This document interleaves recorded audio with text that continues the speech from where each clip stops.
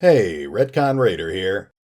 Today we're continuing our analysis of the latest Phoenix Point fiction by taking a closer look at two more of the stories that were included in The Briefing Number 2. This includes both The Depths of Civilization Number 1 and The Acts of Taxiarch Nergal. Both of these stories are rather unusual. The first is presented as an essay written by Randolph Symes in 1943, studying the Epic of Gilgamesh and drawing parallels between mythological events and what we know about the Pandora virus. The second story is presented as a pamphlet that was uncovered in a Disciples of Anu haven, describing the story of a disciple named Taxiarch Nergal. These are both stories that I really wanted to cover in my first video, but as I began to analyze them, I quickly realized they were going to require their own dedicated video. They're both heavily rooted in ancient Mesopotamian mythology, and lead directly into some pretty grand theories about the history and nature of both the Disciples of Anu as well as the Pandora virus itself.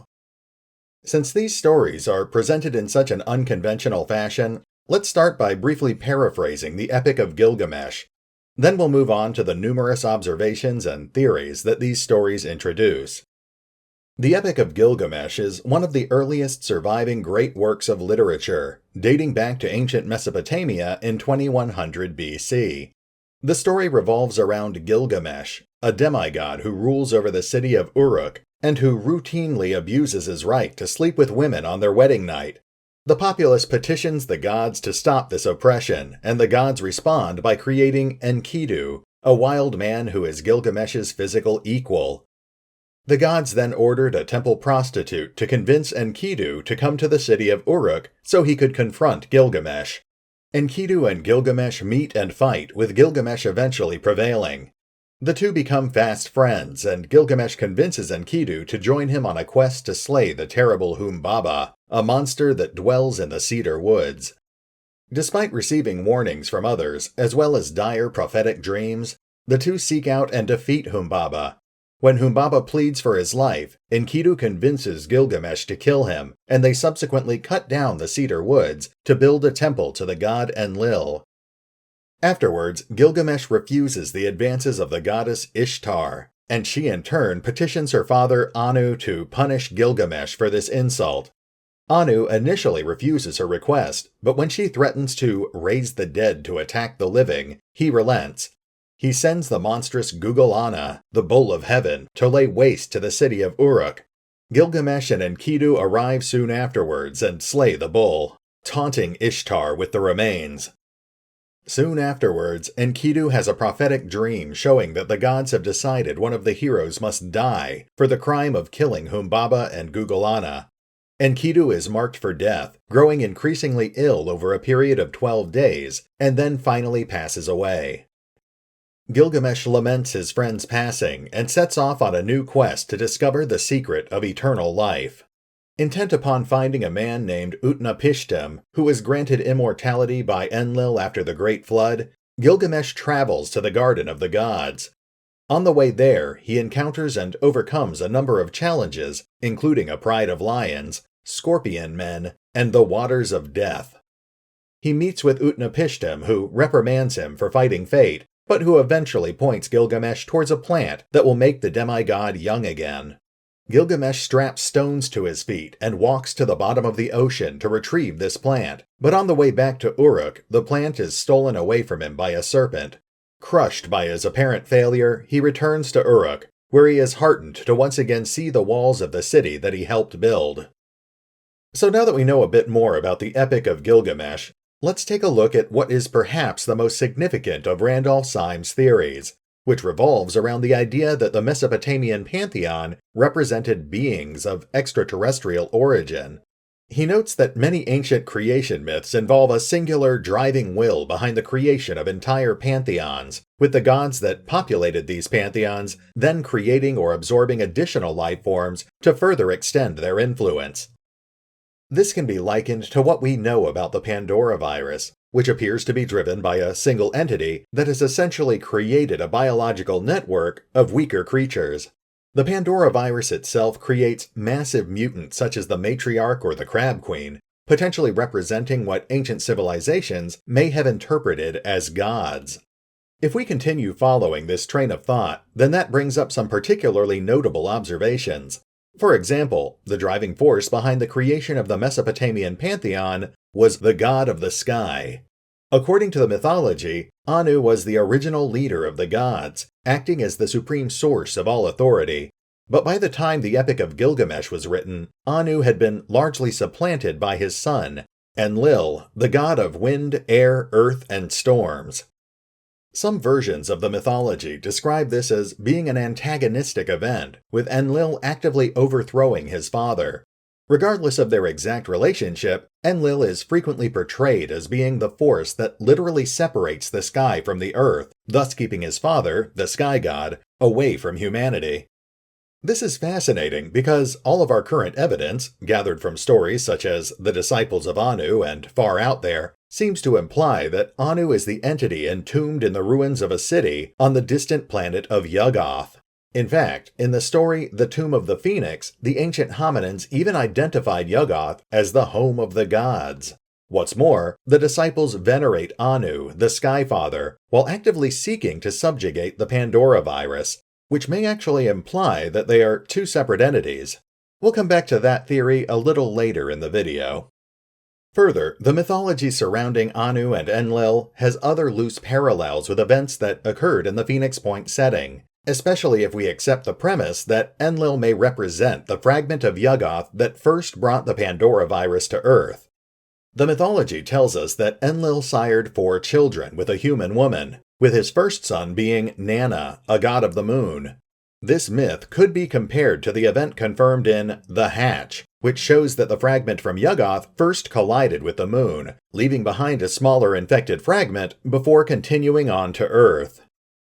Mesopotamian mythology states that after siring his first son, Enlil was punished and cast down to the underworld, where he sired 3 more children, Nergal, Ninazul, and Enbilulu.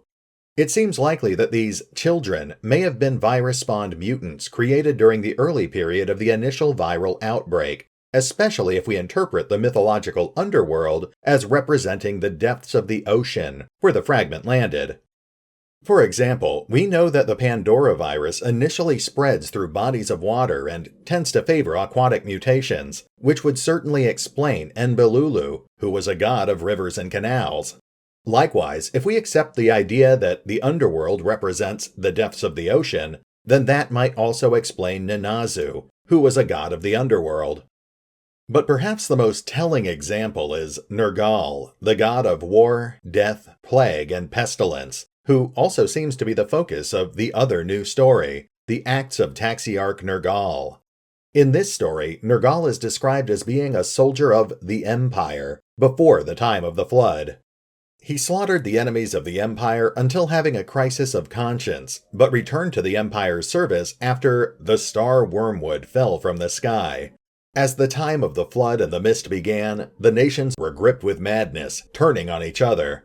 He fought in these new wars until his guilt finally got the best of him, and he hurled himself into the ocean to die, only to be rescued and reborn by a being known as the Exalted. This rebirth process caused him to fall ill for 7 days, during which time scales covered his eyes, he took on the countenance of a fish, and he could only breathe water. Afterwards, the transformation complete, he was given his new identity as Nergal, and granted the rank of Taxiarch in the secret church of Anu.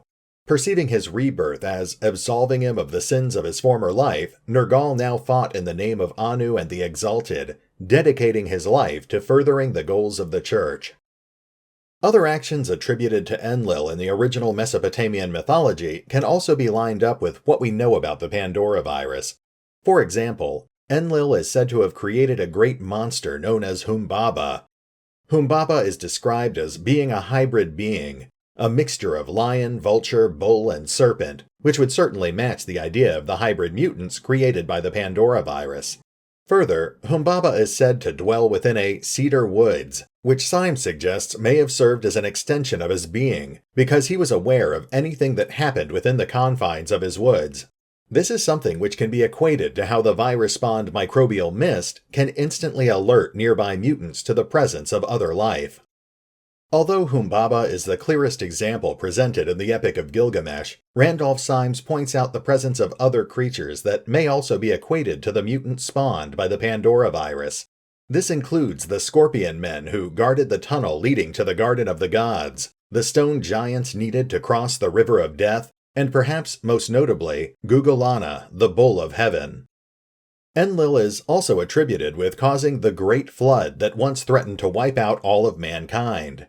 If we again interpret Enlil as being represented by the infected fragment that impacted the Earth during the Pliocene epoch, then this might explain what inspired the original myth of the Great Flood. In The Tomb of the Phoenix, the hominins even wrote of how the initial impact of this fragment caused massive tidal waves, which consumed and destroyed much of their empire. This appears to be echoed in the Gospel of the Disciples of Anu, who describe this as the time of the flood and the mist. In fact, Symes even proposes that some of the figures presented in the Epic of Gilgamesh may be survivors of some ancient race, most likely in reference to the ancient hominins who were described in the Tomb of the Phoenix. Symes suggests that characters such as Gilgamesh, Enkidu, and King Lugalbanda may in fact be hominins, as an explanation for their apparent longevity and superhuman physical abilities. In addition, Symes draws deliberate attention to the fact that Gilgamesh's mother, Ninsun, is said to be a human woman who is also the daughter of Anu. This could imply that Ninsun was a member of the original Church of Anu, and that Gilgamesh was a mutated hominin intended to serve the same purpose that Taxiarch Nergal did. Symes also speculates that Gilgamesh, as well as other similar demigods, may have been deliberately altered or engineered to act as a genetic go-between for two separate races. This concept is somewhat reinforced by other elements of the Epic of Gilgamesh, such as how Gilgamesh is often driven by the desire to somehow extend his legacy, both through reproduction and later through his quest for immortality. Symes also draws specific attention to how Queen Ninsun adopts Enkidu, which Symes speculates may have involved some sort of blood right or other means that could pass on an infection. At least some of this runs parallel to events described in the story The Old Man of the Sea. That story revolves around a Viking who, in the year 789 AD, became infected with the Pandora virus. While the other people who were infected ended up dying, the Viking was instead granted superior physical attributes, including a vastly extended lifespan and the ability to survive in the depths of the ocean, while still retaining his individuality. Further, the Viking later bore children with a human woman, passing his mutated bloodline down through countless generations. Symes touches upon the concept of an extraterrestrial virus during his essay, most notably during a segment dedicated to Gugulana. Symes suggests that this creature, the Bull of Heaven, could be interpreted as a monstrous creature of extraterrestrial origin, possibly even viral in nature. In particular, he draws attention to how Enkidu is cursed afterwards, wasting away for 12 days before he dies. Symes proposes that this could represent how Enkidu was killed by exposure to a virus, while Gilgamesh proved more resistant, possibly due to his connection to Anu. However, Symes also subsequently suggests that Gilgamesh may not have proven entirely immune to this virus, implying that this may have been the catalyst for the hero's subsequent quest for immortality, which ultimately led him to both the Garden of the Gods and the depths of the ocean. Of course, all of this leads us to the biggest question. Where do the disciples of Anu fit into all of this? If we assume that the Mesopotamian pantheon represents the Pandora virus and the mutants it spawned, and Anu is attributed with the creation of that pantheon, should we assume that Anu is in fact the Pandora virus? Certain details of the Epic of Gilgamesh, combined with details from some of the other stories, seem to imply that this is indeed the case. Stories such as Far Out There seem to imply that Anu is the central entity housed on Yuggoth, and that the Pandora virus was created as an extension of its will, but one which may be somewhat independent, much in the same way that the other creatures spawned or absorbed by the Pandora virus may also display some degree of independence. Further, details in both The Disciples of Anu and The Tomb of the Phoenix seem to imply that the disciples are in fact the same group of extremists who embraced the virus during the final days of the hominin empire. If this is the case, it would certainly show that the disciples of Anu were actively working to aid both Anu and the Pandora virus in the complete subjugation or destruction of their race. After all, Nergal, an early member of the Church, was also known as the god of plague and pestilence. However, later incarnations of the disciples of Anu appear to place the survival of the human race above the goals of the Pandora virus. In fact, even in the Epic of Gilgamesh, if we accept Syme's interpretation of many of the events, it shows Gilgamesh, who is directly related to Anu, slaying creatures such as Humbaba, which could be interpreted as being Pandora virus mutants. As I briefly touched on earlier in the video, it's possible that Anu, the entity on Yuggoth, is not actually the same entity that controls the Pandora virus. Perhaps they once were, but at some point the Pandora virus may have moved beyond Anu's control. Or, since Anu appears to be communicating with his followers through vague, dreamlike visions, as described in both Far Out There as well as the Epic of Gilgamesh, perhaps it's possible that his followers simply misinterpreted his commands, resulting in splintered factions that have since started working against each other. Unfortunately, these are questions that we're not likely to be able to answer until the actual game is released. It's also important to remember that we're just talking about theories here. In fact, given that the Depths of Civilization #1 is presented as a collection of Randolph Syme's theories, I'm actually forming theories based on a fictional character's theories. While some of these theories may ultimately have merit, it's important to take them all with a grain of salt. Now, there are various other minor details or parallels that I could point out, but I think that covers the most prominent ideas introduced by the Depths of Civilization #1. We'll wrap things up for now, but I'll certainly be revisiting these stories in the future as more information becomes available. After all, we already know that the writers for Phoenix Point are planning to release at least 2 more installments of the Depths series over the next few months. But for now, this is RetconRaider, signing off. Thanks for listening. Oh, and remember, although I do love to talk about Phoenix Point, you can find out more about the game by visiting the official website, the YouTube channel, the Facebook page, or the original crowdfunding campaign over on Fig.